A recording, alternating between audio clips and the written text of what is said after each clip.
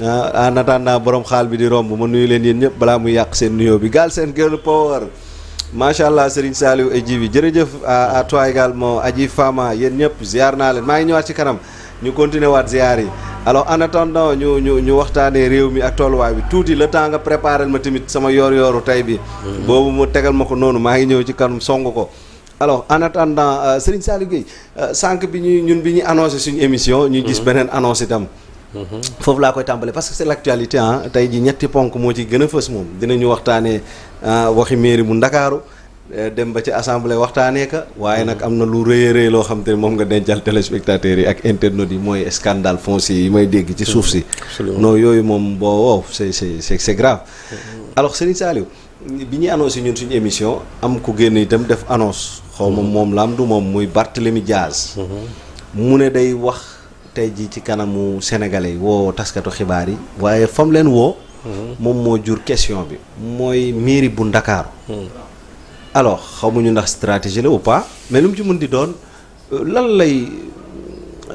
lay tenter à travers cet acte. waaw ji moi je crois que Barthélémy il faut quand même qu'il arrête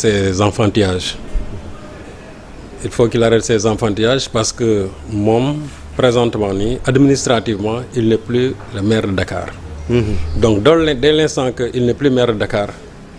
man ëppatuma fa léegi sañ-sañ ci mairie boobu man ëppatuma fa sañ-sañ. waaw c'est-à-dire que moom tey man mi ëppatuma sañ-sañ maire de Dakar parce que moi je suis pas maire de Dakar je suis même pas conseil municipal.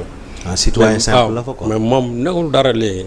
Donc je crois que il doit quand même se tenir à carreau ba pare respecter la décision administrative parce que su fekkente ne moom dafa ne moom ak ay avocats dañu def ay recours au niveau de la cour d'appel concernant sa radiation à l'Assemblée nationale mu def aussi benn recours au niveau du Conseil constitutionnel de la Cour suprême pour annuler aussi la décision du préfet de Dakar. Je crois que il n'a qu'à attendre tout simplement que les autorités en tout cas ñi nga xamante ne ñoom la jëbal ay dossiers ñu àddu ci su fekkente ne delloo nañ ko son mandat de député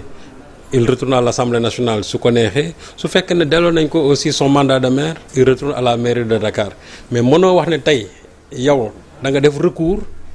ba pare di violer en même temps loolu parce que lu mu xamul moo di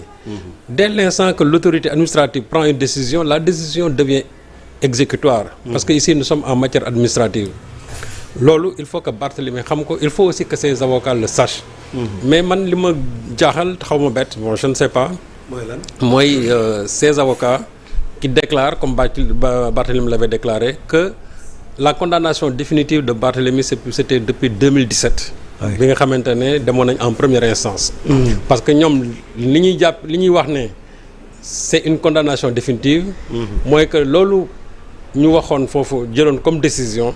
moom la cour d'appel firndeel bi ñu demee aussi au niveau de la cour suprême ñu rejeter seen pourvoi en cassation waaw bu fekkente ne ñoom dañu wax ne la décision était définitive kon kay ce n'était pas la peine ñu dem au niveau de la cour d'appel parce que bu ñu demoon cour d'appel ñu changé ko en ce moment-là parce que lu définitif mooy dara leneen mënu ci tegu il faut aussi qu'on s'entende bien c'est pas parce que la première décision dañ ko jël à la première instance que en second ressort su fekkente ne dañu confirmer loolu que donc la décision est définitive or je crois que aussi en matière pénale l'autorité de la juge on la connaît que lorsque quand même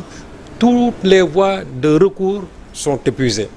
Or, les voies de recours ban la woon c'était la deuxième instance mooy cour d'appel et c'était aussi la cour de cassation au niveau de la cour suprême aussi foofu ñu neenal ko donc bu fekkente ne ñoom dañu jàpp ne la condamnation était définitive et puis ils se disent que donc moom expiré na je ne sais pas délai même bu mu war a nekk inéligible expiré na depuis je crois 2022 parce que ça devait durer 5 ans. Moi je crois qu'ils sont en train quand même de se tromper ñoom dañuy nax seen bopp tout simplement. Barthélémy actuellement il y a une décision boo xam ne ni daf ko déchoir de son mandat de maire loolu c'est l'autorité administrative te dafa am ci lu ñu sukkandiku pour mën ko révoquer léegi su fekkee ne moom jàpp na ne dañ ko tooñ nga dem fi nga war a dem mais da ngay toog nga xaar. Maintenant tout ce cinéma là damay dem inaugurer je ne sais pas ay chantier damay dem assister je ne sais pas quoi damay defi ay conférence de presse au niveau de la mairie je crois que aussi Barthélémy il est dans la provocation te aussi la police dafay provoquer. non day provoquer parce que yow nekkatuloo maire lan ngay defi mairie de Dakar pour wax ton statut d'ancien maire mayu la léegi ngay am sañ-sañ ngay dugg ci biir maire bi toog fa di quand même di fa def conférence de presse moo su fekkee ne dafa bëgg a wax ak nit ñi rek su fekkee ne dafa bëgg a wax ak nit ñi jibi place yi bëri na su demee siège taxaw Dakar nit ñi fekk ko fa du dafa bëgg a wax rek su fekkente ne dafa bëgg a wax su toogee biir këram nit ñi fekk ko n'importe quelle place bu mu jël tey boo xam ne autorisé nañ fa un rassemblement su ko jëlee dem toog fa dina mën a wax ak askan bi su fekkee ne wax ak askan bi donc laa moo ko tax a jóg dina dem wuti fu mu ko waxee mais su fekkee nag dafa am un poncif par rapport comment dire à la mairie de Dakar c'est là où ça pose problème parce que su fekkee ne mairie de Dakar la koy defee ou rien ça signifie que donc Barthélémy amul lu muy wax Barthélémy il veut tout simplement être dans la provocation te moom xam na ne bii passé gis na comment les forces de l'ordre quand même l'ont empêché de tenir je ne sais pas une tey jii sax loolu la ñu wax ñu ne non dañoo barricadé waaw xam nga ñoom li ñu ci bëgg mooy faire de la communication encore jeter le discrédit sur la police parce que gis naa seen communiqué bi ñuy def bu conseil municipal alors que la police ñoom wax nañ réellement lan mu fa nekkoon seen taxawaay li ñu bëgg fi ñu toll nii mooy bu police taxawee ñu barricadé foofu ils vont jouer sur les images bu fekkee ne dañu bëgg a ñëw aussi brusquer les choses la police xam nañ ne ñoom duñ ko nangu parce que Barthélémy xam na clairement ne la fa xewoon démb moo fay xewaat tey su fekkee ne il persiste à vouloir organiser une conférence de presse donc ñoom ils veulent jouer un peu sur la com ils veulent jouer un peu sur les images su boobaa ñu ne woy gis nga au Sénégal ce qui est en train de se passer bon un maire la ñuy empêcher pour mu dugg et cetera parce que ñoom dem nañ ba naan les conseils municipaux même dañ leen a tere ñu dugg waaw en fait ils veulent jouer sur ça et je crois que loolu du seen cër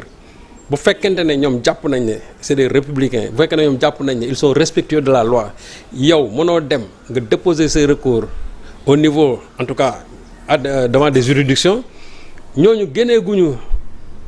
seen décision par rapport à ces recours là yow nga bëgg a taxaw ne da ngay brusquer les choses aujourd'hui Barthélémy n'est plus maire de Dakar il faut que les gens sachent que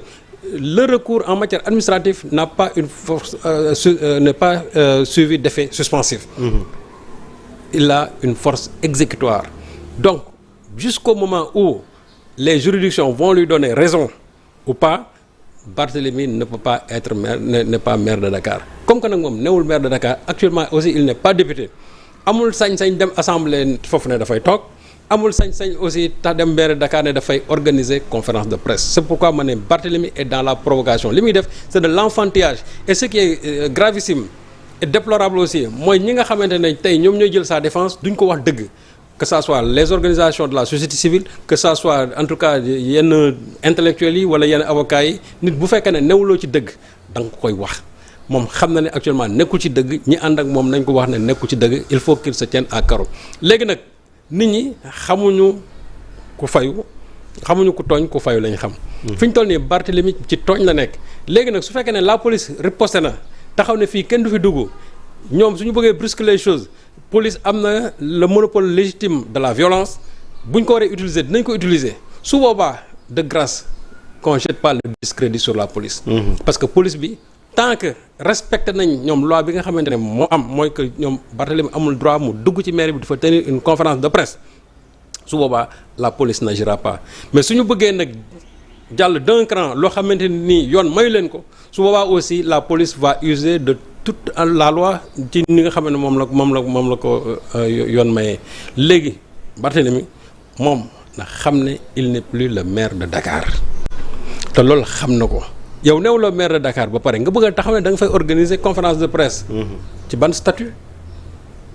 ancien maire comme que ancien maire nga kay léegi demal nga ci biti nga defal sa conférence de presse yow da nga bëgg a wax ak nit ñi rek tu as un message à délivrer tu veux faire une communication mais yaa xëyti foo mën a toog bu la neexee sax nga def live sa page Facebook taxaw wax ak askan bi l'essentiel c'est que foo mën a tem nit ñi suñu la bëggee déglu danañ la déglu Ousmane Sonko il fait des temps daawul génn danaan toog page Facebook am pratiquement il rassemblait presque ay 100 000 personnes te ñëpp dañ daan toog dañ ko daan déglu te dañ daan xam li nga xam moom lay wax moom tam su fekkee ne jàpp na ne am na ay nit ñoo xam ne nii li muy wax intéressé na leen na dem soit mu def benn live wala mu woote këram journaliste fekk wala mu woote bërëb bu ko neex boo xam ne nii rassemblement bi mën nañ ko faa autoriser mu woote fa su boobaa li muy bëgg a wax yëpp mën na ko faa wax mais vouloir vaille que vaille ne da nga koy def maire Dakar loolu moom jàpp naa ne c'est de la provocation et maintenant bu fi police riposter aussi su boobaa bu kenn xool les conséquences mais nañ xool les effets Barthélémy ci boppam moo nekk ci tooñ te ñi ànd ak moom nañ ko wax dëgg. kon kenn tooñ ko moom mooy tooñ moom mooy tooñ nit ñi actuellement nii moom mooy tooñ administration bi. déjà moom li fi xew yëpp révoqué ko assemblée ñëw ci mairie bi tëbal ko mu nekk nii di def dàqante ak gaañi moom lan mooy ëllëgu politique am. waaw xam nga waxoon naa fii et là j'en profiterai pour répondre à maître Moussa Diop. Parce que fii la ko waxee. moi je dis que Barthélémy sans ses mandats électifs Barthélémy a un avenir politique très sombre. maa ko waxoon fii. yaa ko waxoon de moo tax ma laa te xoolal je persiste et je signe Djibi ni ma ko waxee woon noonu laa koy waxee waat maître Moussa Diop nee na non man dama juum parce que Ousmane Sonko et cetera mais moom moo juum parce que nan la mën a jëlee Ousmane Sonko di ko comparer ak Barthélémy Diaz au plan politique mais Sonko il a un parcours Sonko il a un discours politique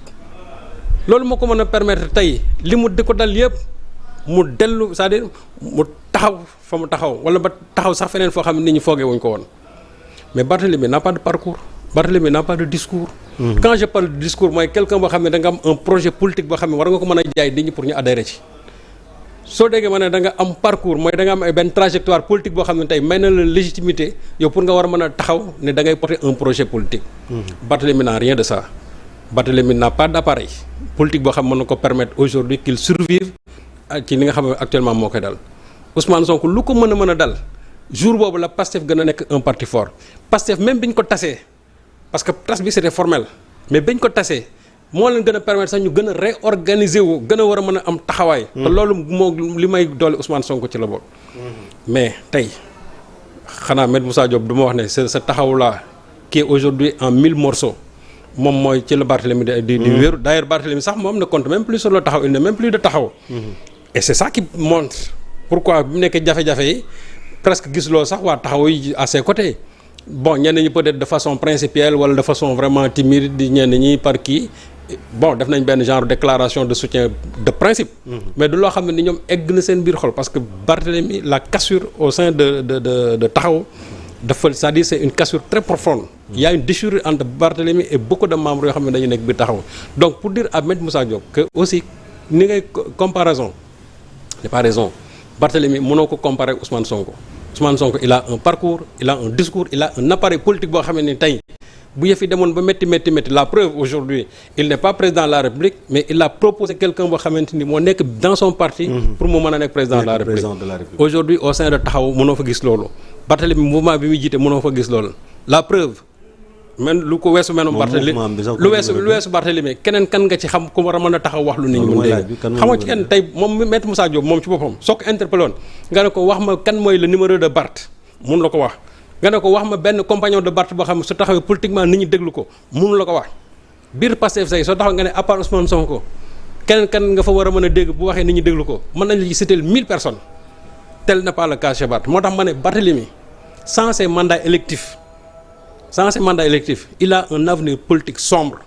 te loolu du Barthélémy kese ñu ci bëri tey fii assemblée nationale bi bu ñu fa dematul. del xool su peu dootoo leen dégg politiquement parce que amatuñu benn cadre d'expression qui leur permet quand même d'être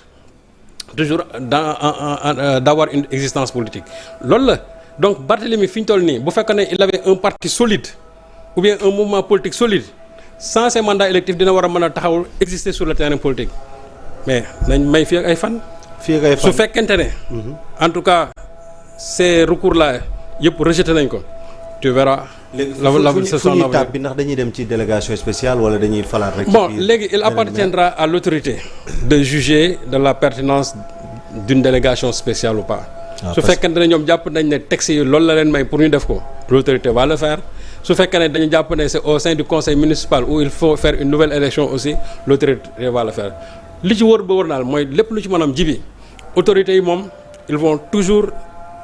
en tout cas li ñuy def lépp dañ koy def en application avec les textes yi nga xamante ne moom moo régir pays waaw nit ñi bu ñu jàpp ne dañ fa narroo ci Barthélémy Diaz pour imposer fa un gars de Pastef et cetera la preuve kañ fa doon xalaat sax aujourd'hui il est devenu ministre de la République muy Abass Fall donc il faut vraiment que les gens reviennent à la raison